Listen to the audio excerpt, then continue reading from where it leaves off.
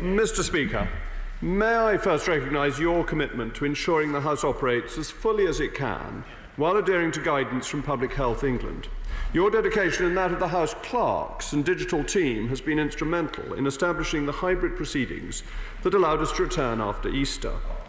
But, Mr. Speaker, as you have always agreed, the present arrangements were only ever envisaged as temporary because they fundamentally restrict the House's ability to perform its functions fully. Complaints about our debate becoming stilted, scripted affairs are one thing, and the impact on legislative scrutiny is another.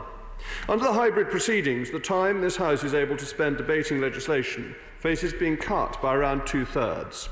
I am sure all members will agree that each and every one of the 36 bills put forward by the government in the Queen's speech deserves the proper level of scrutiny.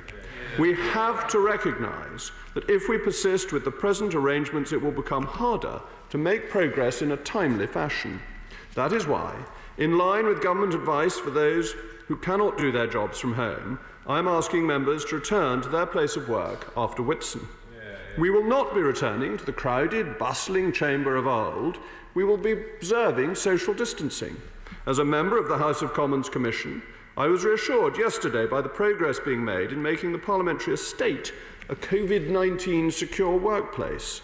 This work has been expertly led by Marianne Sinarski, the Head of Governance and Central Services, and I particularly commend her for her efforts to ensure that staff already coming in to work in the Palace have the support they need. Only yesterday, Mr. Speaker, you organised the test of a new system for divisions that will ensure members can vote whilst remaining 6 feet apart. We will minimise the number of other pass holders on the estate, strongly encouraging MP staff and others to continue working from home. And we will continue to work closely together in consultation with members across the House, not least the Procedure Committee, on the appropriate next steps. We will need to understand from the House authorities where adaptations can be implemented, as the Procedure Committee itself acknowledges is key, without prejudice to the House's ability to carry out its business effectively. At the same time, we will want to ensure that any steps taken are in line with the government's advice to the country at large.